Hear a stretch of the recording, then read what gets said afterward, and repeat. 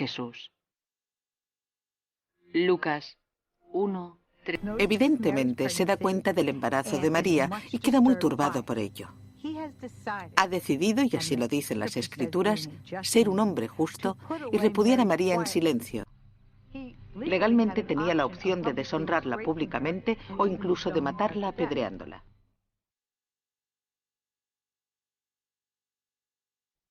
Las Escrituras cristianas relatan que, de nuevo, un ángel interviene a favor de María.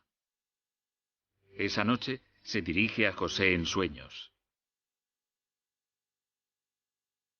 José, hijo de David, no tengas miedo de tomar a María por esposa, porque el hijo que espera es obra del Espíritu Santo. Mateo 1:20.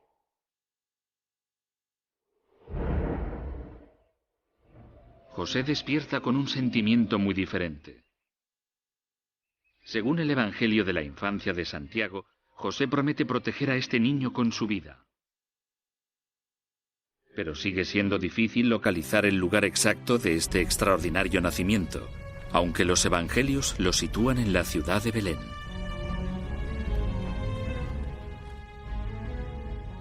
Por eso salió José del pueblo de Nazaret, de la región de Galilea, y se fue a Belén, en Judea, donde había nacido el rey David, porque José era descendiente de David. Lucas 2:4. ¿Nació Jesús en Belén o en Nazaret? Según el Evangelio de Lucas, al 9º mes de embarazo, María y José se ven obligados a viajar a Belén, al pueblo donde había nacido José, para ser incluidos en un censo romano.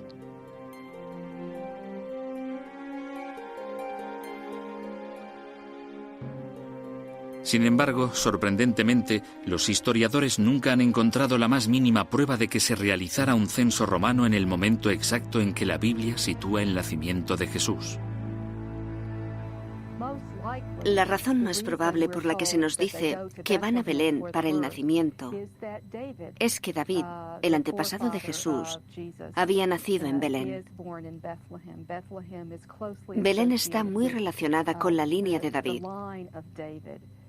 Y bien podría ser el reflejo cristiano de los orígenes davídicos de Jesús.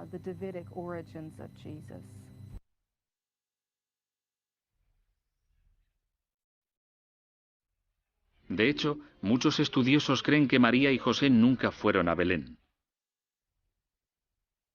Dicen que María dio a luz al Santo Hijo en algún lugar del pueblo de Nazaret, a 145 kilómetros de Belén.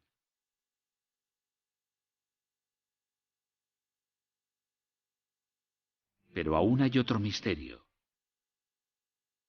¿Es posible que María y José nunca se casaran?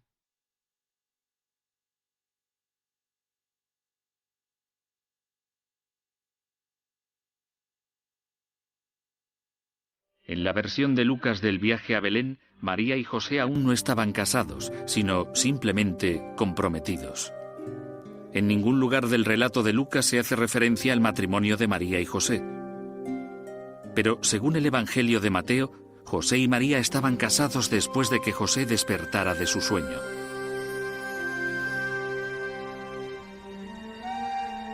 Quizá el mayor misterio, y el más inquietante para los cristianos, es el de la virginidad de María.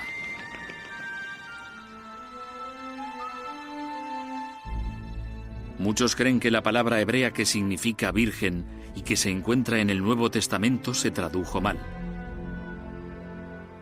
¿Podría esto significar que María no era virgen cuando dio a luz al Mesías? En aquel periodo bíblico no se da el énfasis a María como la Madre Virgen. También hay que entender que la palabra virgen, alma, solía usarse con el significado de doncella joven y bella. No tenía la connotación de virginidad perpetua ni de virginidad clínica.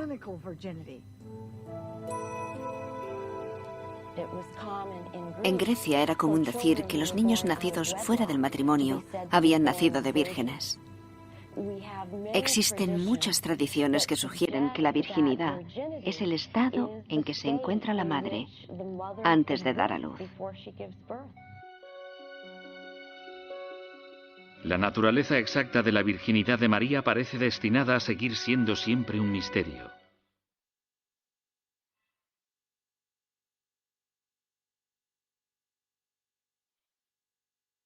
Allí nació su hijo primogénito, y lo envolvió en pañales, y lo acostó en el pesebre, porque no había alojamiento para ellos en el mesón.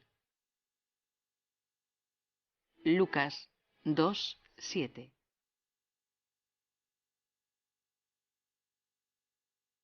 Según el Nuevo Testamento, María y José llegan por fin a Belén tras un arduo viaje de 145 kilómetros desde Nazaret. María se pone de parto mientras José busca frenéticamente una posada. Pero el pueblo está tan lleno que José se ve obligado a llevar a su joven esposa a las afueras.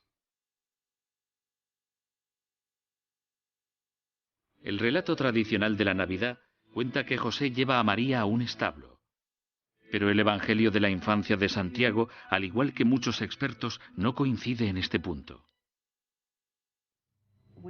Imaginamos el Santo Rosario.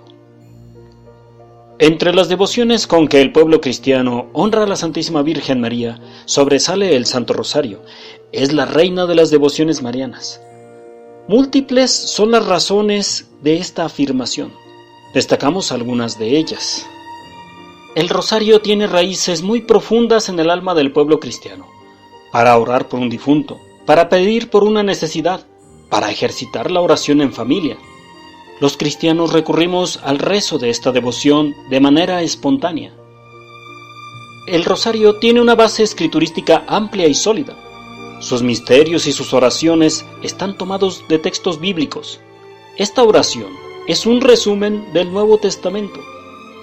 Difícilmente se puede encontrar una síntesis más armónica de oración mental y vocal que el rosario. En él se ora con los labios, se medita con la mente y se ama con el corazón. La historia de la salvación está perfectamente presentada en sus momentos culminantes en los misterios del rosario. Cuando a algún sacerdote, por dificultades especiales, hay que dispensarle el rezo del oficio divino, es decir, de la Santa Misa, frecuentemente se le conmuta por el rezo del Santo Rosario.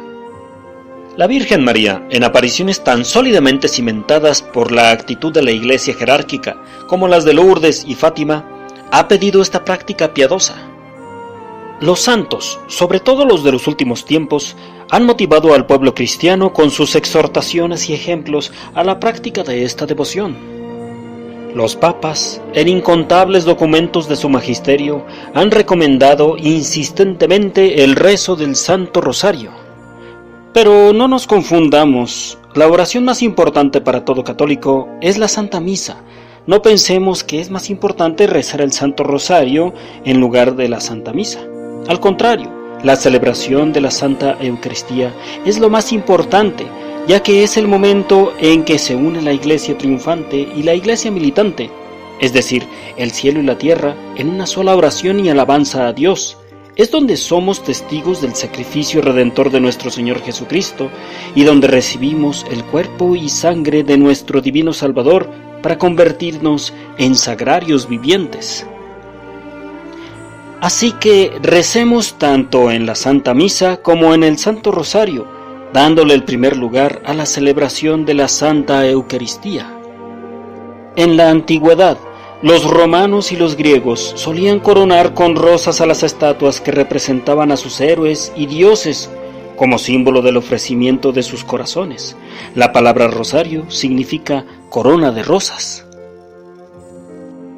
Siguiendo esta tradición, las mujeres cristianas que eran llevadas al martirio por los romanos marchaban por el Coliseo vestidas con sus ropas más vistosas y con sus cabezas adornadas con coronas de rosas, como símbolo de alegría y de la entrega de sus corazones al ir al encuentro de Dios. Por la noche, los cristianos recogían sus coronas y por cada rosa recitaban una oración o un salmo por el eterno descanso de sus almas. Hablemos del nacimiento del Ave María. Aunque en el año 431, en el Concilio de Éfeso, se proclamó la maternidad divina de María, los indicios más antiguos del Ave María son del siglo VI, aunque no era como lo tenemos ahora, pero ya se le consideraba como la alabanza a la Madre de Dios, Ave María. El saludo del ángel y el saludo de Isabel se encuentran ya unidos en las oraciones de Severo de Antioquía en el año 538. En efecto, Severo se hace eco de ello en una fórmula ritual del bautismo. De hecho, hay un testimonio arqueológico interesante. En Luxor, Egipto, se han encontrado unas inscripciones en vasijas de barro con las palabras del ángel y de Santa Isabel, formando parte de un todo. Más aún, para el año 749, San Juan de Damasco las hace objeto de sus homilías. Su uso quedó generalizado gracias a los antifonarios gregorianos, como ofertorio para el cuarto domingo de Adviento. En el siglo XII, la práctica se acentúa, como puede constatarse en el Sermón III de San Bernardo. Gracias al Papa Urbano IV, la Iglesia añadió el nombre de María en la oración Dios te salve María. La Iglesia recomendó rezar el rosario, el cual consistía en recitar los 150 salmos del rey David, pues era considerada una oración sumamente agradable a Dios y fuente de innumerables gracias para aquellos que la rezaran. Sin embargo, esta recomendación solo la seguían las personas cultas y letradas, pero no la mayoría de los cristianos. Por esto, la Iglesia sugirió que aquellos que no supieran leer suplantaran los 150 salmos por 150 veces el Ave María. En el año de 1214, Santo Domingo de Guzmán sufría al ver que la gravedad de los pecados de la gente estaba impidiendo la conversión de algunas personas, y decidió ir al bosque a rezar. Estuvo en oración 3 días y 3 noches haciendo penitencia y flagelándose hasta perder el sentido. En este momento se le apareció la Virgen con 3 ángeles y le dijo que la mejor arma para convertir a las almas duras no era la flagelación, sino el rezo de su salterio. Santo Domingo se dirigió en ese mismo momento a la Catedral de Toulouse. Sonaron las campanas y la gente se reunió para escucharlo.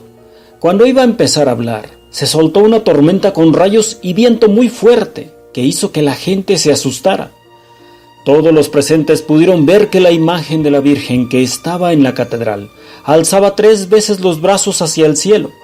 Santo Domingo empezó a rezar el salterio de la Virgen y la tormenta se terminó.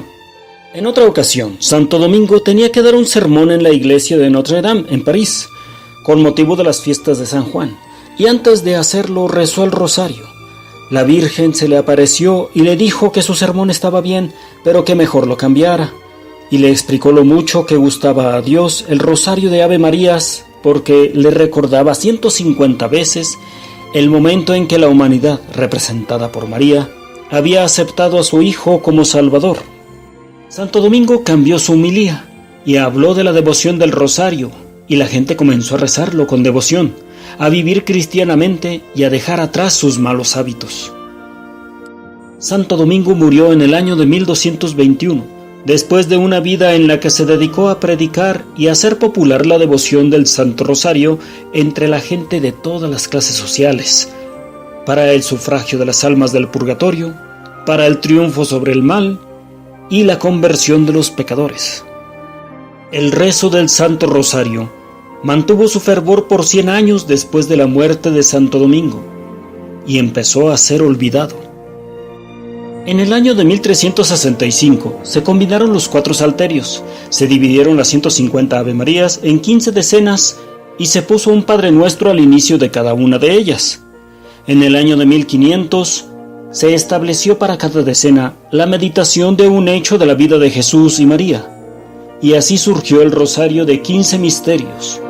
En el año 2002, el Papa San Juan Pablo II introdujo los misterios luminosos.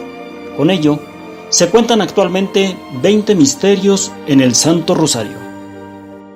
La Virgen María ha revelado a muchas personas que cada vez que se reza el Ave María con devoción, sin prisas, que no sea a las carreras, le entregan una rosa, y por cada rosario completo le entregan una corona de rosas. El Santo Rosario es considerado como